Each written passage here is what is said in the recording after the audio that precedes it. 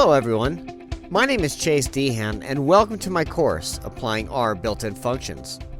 I'm currently the lead data scientist at Tesorio and hold a PhD in economics from the University of Utah. R is an amazing language with a strong ecosystem of powerful functions that lend themselves to producing incredible functionality with only a little bit of typing. The collection of R's built-in functions is unmatched in numerical and scientific computing. First, we'll talk about what a function is, how to call those functions, and what arguments are. Then, we'll go into functions dealing with numeric data, as well as character data. This will be followed by one of the great reasons to be an R user, a dive into some of the statistical functions. We'll wrap up with a few other helpful functions in R. By the end of this course, you'll have the foundational knowledge to start leveraging the language and be able to explore other functions that may suit your needs.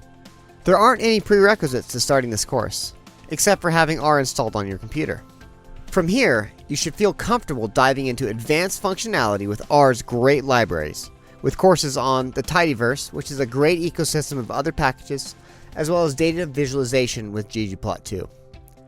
I hope you'll join me on this journey to learn how to use some great functionality with R's built-ins with the Applying R Built-in Functions course here at Pluralsight.